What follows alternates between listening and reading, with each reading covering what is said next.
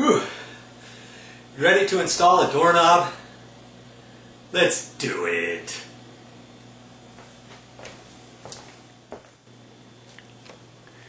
Does this door look familiar? Yes, this is the one I took the doorknob off last time, and I took one off here too. Well, I've already installed a new paddle. It's a lever handle. It's a privacy one because this is into a bedroom. And I'm going to show you how to install the bathroom one. Here it is.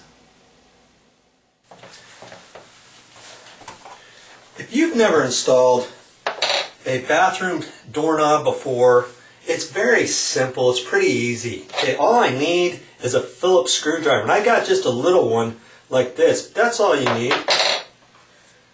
And I'm going to put in a Schlage handle. It's called a paddle handle. See there? I kind of like that because it's going to give you a lot to reach down on. And for the bathroom handle, if you remember, this was the knob, the door that I removed a knob, and the door is off a little bit. It's kind of warped. And so when you open up the door, you had to turn the handle really tight.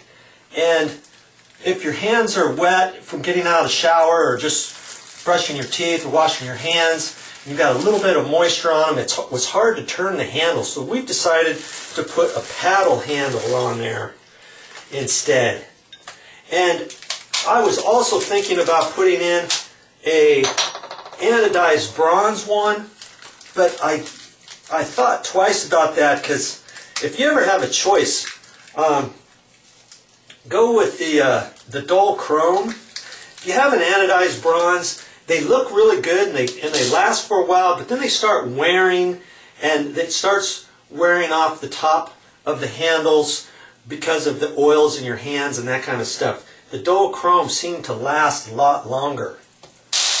Okay, that's pretty much all we're going to need right here. Let's get her going. First thing you got to do is put the latch in.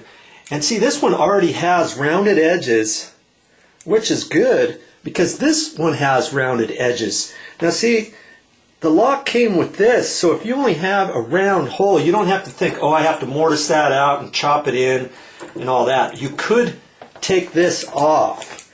And that's what, you see that little ridge right there? You take a flathead screwdriver in there and you twist on that. And then you flip this around and you twist right there, and this top piece pops off. Then you take this and you slip it over that, and it fits right in there and it kind of snaps on. Then you take that and then you tap it into the opening. Okay, but we're not going to have to do that. I like though that they give you that option. Now sometimes on this they might have a little plastic cover, and sometimes if you're not paying attention, you might screw it on there and leave that plastic cover on. I already pulled it off, but right here, it also goes right over the lettering. See that little piece I took off? Make sure you pull those off too, okay? Then, you're going to slip that in there. Oh, and that fits really nice. Nice and flush. My pet peeve is making those nice and flush. Sometimes this might stick out a little bit or it might push in. If it sticks out a little bit, I would mortise that in with a little chisel. If it pushed in too far, I'd take a little piece of just the box. I just take a piece of the box here, cut off a little piece of cardboard, a little strip, fold it, fold it, fold it, fold it, put it in there, behind there, and then hold it tight and screw it in. If it's too far, then I take off a little piece of the cardboard, you know, just one wrap, and I make them flush. Okay, that's what I like to do. Okay, now I'm just going to screw that in. Now I like to do this by hand because I don't want to strip that. I want to make them just snug. Some people put those in with the battery operated drill. but you might have a tendency of over tightening that and maybe stripping the head off or pushing it in too far. Okay, nice and flush. Everything works fine. Okay, ready for the next step. I'm going to back up just a minute.